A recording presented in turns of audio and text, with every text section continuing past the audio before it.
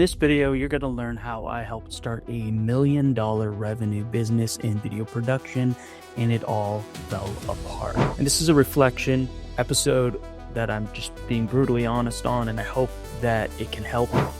You're so proud that you can get up to that revenue point, but it's also like, we're not making profit. Don't reinvent the wheel. This is huge. Because we're creators, we think that we have to create everything from the ground up. AI is transforming business so fast that had we had AI in our business, I would not have failed. This story is about how I saw how successful you can be and how it can all fall apart with the wrong mechanisms, with taking the wrong path, making a mistake here and there. And I wanted to share. I don't talk about this a lot. I don't talk about this on social media. But in 2020, during COVID, I co-founded a company, Truce Media, in Denver, Colorado, with 5 other people. And during that time, during the pandemic, there was the lockdown, and we were scared that the business that we had started was going to fail. So we positioned ourselves to do virtual graduations, and one of the people in our team sent that out to a university. They liked the idea, and we were putting together a slideshow for them, a glorified slideshow. And this was the only way that schools could have their graduation ceremonies, was to do it virtually. And so we were able to see that this school needed it, and we're like, hey, let's double down on this. So we reached out to hundreds of different schools, cold email. We had a open read of over 50%, which if you know about email, that's completely unheard of. This was a flash in the pan in 2020 when people were all over the place, and we were pitching them a ceremony, basically a slideshow where we took all of their kids, we made a slideshow of it, we took videos from the staff, we meshed it all together and put it into 30 to 45 minute slideshows, presentations that they could be presented digitally and could be presented at the schools themselves. They had a hybrid situation going on. We didn't know what we were doing, but we put it all together. And in the summer of 2020, we had over 100 schools that wanted to use our services. And we didn't have the fulfillment for this, so we hired 60 contractors during this time. 5 of us plus 60 contractors all put together in order to get this thing done. We're making up the slideshow on the spot. We're trying to create systems while doing it on the fly. We were building an airplane in the sky while trying to fly it at the same time, and we had no idea what we were doing. During this time, we had this fulfillment. We took all of Kern County in California, Oakland County. We were doing a lot of schools in California. And we positioned ourselves to be one of the only 3 vendors in New York City in order to do this. They have a strict system where you have to file for different permits in order to do this, and we were one of them. So we did a lot of schools in the Bronx, and we flew out there and did a bunch of hybrid live streams as well, and we were very successful. During the pandemic, we did over $700,000 in revenue, and then the following year we did over $700,000. So in 2 years we did close to $1.4 million in sales. This was eye-opening to me. I'd never seen that kind of money, and the access to loans during that time was on a whole new level. And so I don't want to get into all the financials because that company is still running at this time. I've stepped aside from it, and I am helping in smaller ways, but no longer in the position that I was at that time. I wanted to talk about the mistakes that I made during this and why it matters today, because if you're an entrepreneur and you're trying to build something, I learned so much during this 5 years of experience. We started in 2019. I kind of stalled my relationship in the last year and a half. And what I learned during this was pivotal and also very hard to overcome mentally, because it put me in a position where I thought entrepreneurship was just completely too hard. If this was so difficult, every avenue is going to be this difficult. And I just don't think that's the case, even though sometimes I feel that's the case. And I wanted to relay that to you guys. I'm not Joe Cool here, but the glasses, I mistook the eye whitening droppers. I accidentally put earwax droppers in my eye. So my eye is completely shot red, and this is the style for today. But I kind of like it. We might be going with it forward. Might be going with it for the long haul. What I learned running a $1 million video production company: committees don't work. If you're looking to work with your friends and work with people, and you have a bunch of co-founders, committees do not work. Even having multiple co-founders don't work. This unique business, we were trying to do a arrangement where everyone was a co-owner. It was a co-op, so everyone had equal ownership, and that is difficult when you all are doing different things and when a few people are doing more work than you are. We had a couple people that were amazing at sales and brought in pretty much 90% of all of our sales, and the rest of us were for fulfillment. And so that gets complicated when you do start to bring in people, and now you're all split 25-20%, and they feel that they've been doing more work and bringing in the actual customers, so they should get more of the percentage of the revenue, which is the profit, which is, I mean, it's true. That's how it should go. But when you're running a co-op, it gets really messy. So we put together committees in order to have different people run different segments of the business, and that did not work. I found that the best thing to do in business is to have dedicated people doing the dedicated tasks. They should not overlap. We had people, I was doing editing, then marketing, then some sales stuff, and we're all kind of doing every single job, which just gets messy, and it bottlenecks a lot of opportunities, and then it creates a lack of communication in the business. So committees don't work. Specialized people are key. The group that we put together, ragtag group, we're just all videographers and video people with tons of experience working with, different companies like Discovery Channel, Stars, a lot of some in Hollywood, some working with McDonald's, just like high corporate companies, and we all experience in these, and it worked for them, so we're like, let's put this together. But what we didn't understand was that you really can't put fulfillment people into these other roles and expect that they can fulfill these roles. You need people who know marketing to do marketing. You need people who know sales to do sales. You need people who know fulfillment to do fulfillment. You need people who know how to do payroll to just do payroll. And this is very difficult because we're all splitting money. We're all trying to do it equally. And we're also trying to make a profit. And that was the biggest fall. And I'll get into it here later of why it failed and what the profit margins were. Digital presence is key. Our organization, our business had zero digital presence. And as much as we posted here and there, it was kind of off, it was one-off marketing. All of our business, 99% of our business is word of mouth, and we brought in people that we knew and the relationships that we had. This is key. This is how you start business. You start with the relationships that you have. But if you want to scale and you want to grow and you want to continue to put clients in a pipeline, you're going to have a digital presence. You're going to have some sort of online leads capturing, or have a dedicated person going door to door, businesses, going to events that does this for you. So we didn't have that. We were relying on our word of mouth to continue to sustain us. And for me, I still do that. And this is the reason for this channel, is to create a digital presence for myself.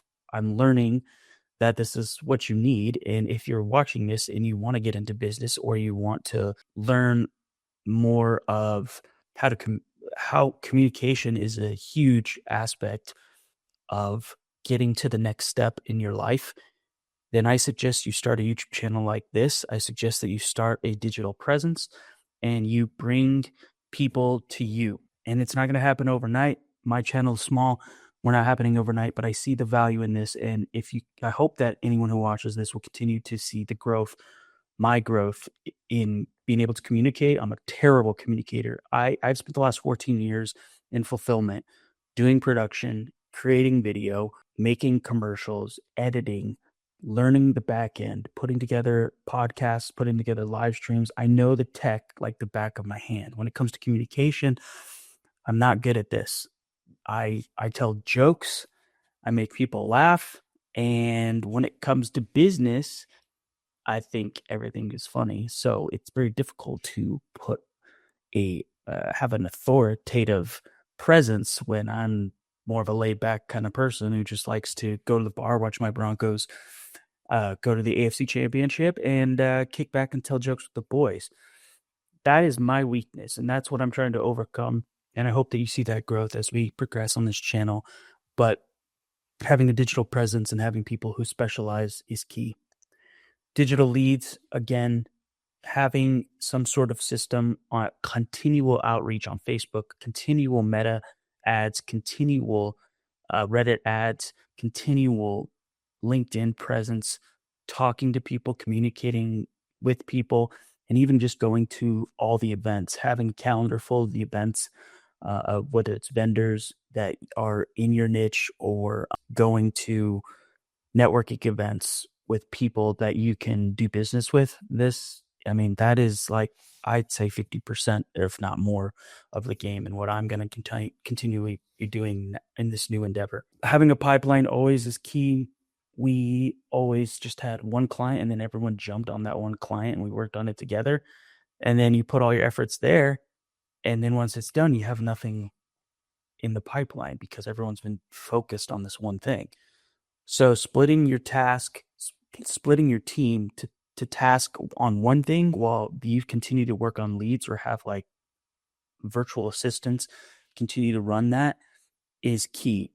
This goes along with having a system, a dedicated system, which we did not have in gathering leads, in the pipeline, a proper CRM that was automated to bring in people. We put together a hodgepodge of things, but it was never to the standard that would continually help us progress. And that was a failure. Like I said before, dedicated people doing dedicated tasks.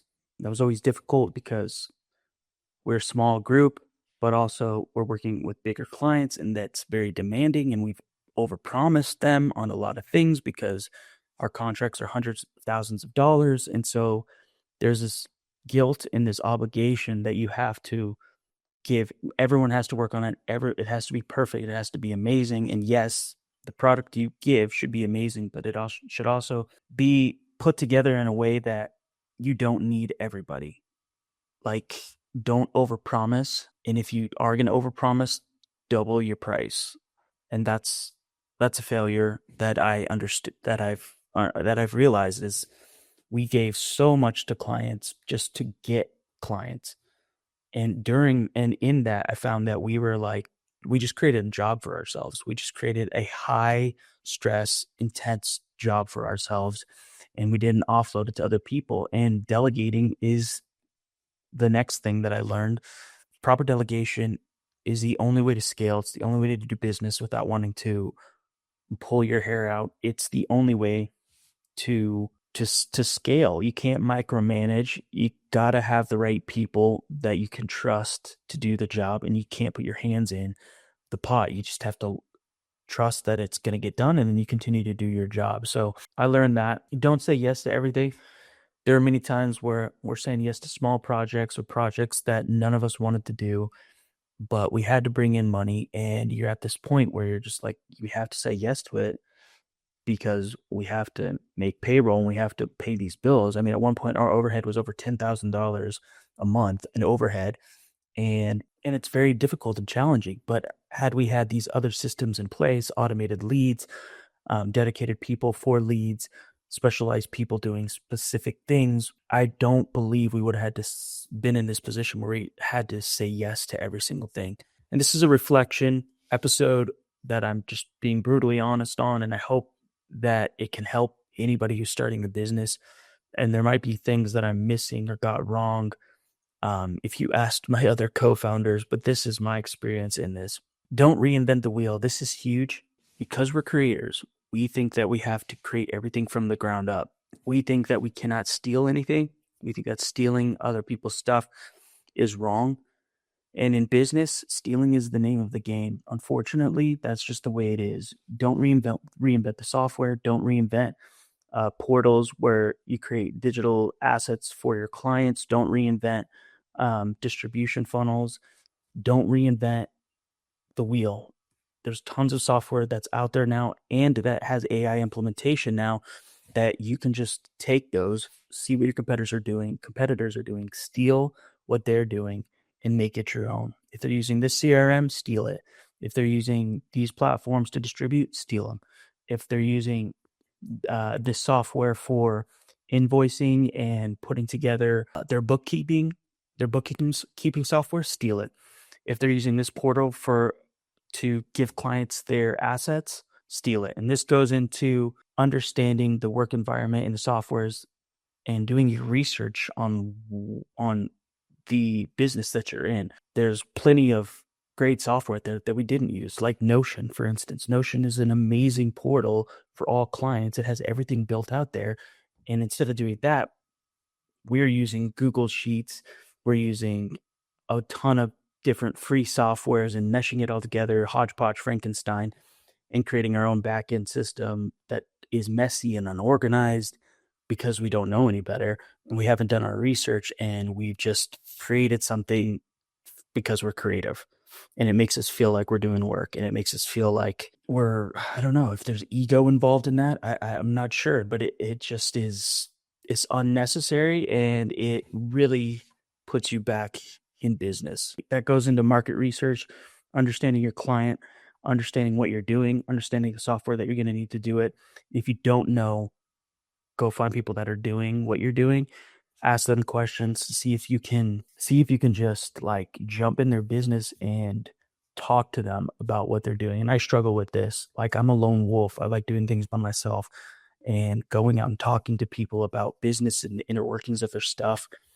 I hate it, but it is necessary, and it's part of the game. I've spent countless hours online doing my own research for AI businesses, for video businesses, and I found that a lot of what's out there is complete garbage and junk, and a lot of course selling to just get you to pay, you know, $150 for each course. There's smaller businesses that are making 6 to 7 figures that will be willing to have a conversation with you and could put you in the right direction. As you know, and you could position yourself so you're like, I'm not stealing your clients. I'm just trying to learn, and maybe even internship with them, or like provide value to them in order to learn. And that step alone could have saved us so much money. And the last thing is just tag along with other people, influencers, tag along with people who have social presence. If you have that opportunity and know people with big social presence, figure out a way to have a conversation with them to promote your business, to integrate them into your business in some way, whether it's sales or affiliates, and have them be a part of what you're doing, whether it's online or in person. Get their input, get their advice, get their expertise, and get their audience, if possible, in order to bring more eyes and hopefully clients to your business. So the reason we ultimately failed, all these things that I've talked about led to us not making much profit. You know, having a time where we had to pay out 60 contractors is over $250,000 in payroll. You know, not being able to pay ourselves when we did this. So our profit margin was completely, I don't even know if it was 20%, honestly, without getting too much into the business. And so Truce Media still exists. There's still a few people that help run it. And I think that it will continue to run. And I think there's a way and an opportunity for me to dive back into it and help it grow. But I wanted to share this experience with you guys because I've seen a little taste of success, and it's it's tantalizing. You're just like, I can't believe we did it. It was you're so proud that you can get up to that revenue point, but it's also like, we're not making profit. I'm not seeing those dollars come into my pocket. And now it's put me in a position where I had to get other jobs. I've had to start other avenues, and starting again from like a ground zero. And it's very humbling, but that experience, it's hard to say that I would want to live through it again, but I did learn so much about what not to do. And it's given me light as to when I listen to other people like Alex Hermosi or Gary Vee or Cody, I forget her name. They talk these high level 30,000 foot view, and I can relate to the things that they're saying because I've seen my mistakes in the things they say not to do. So that is my story. The good part of this, the silver lining in all this, is I'm still doing video production.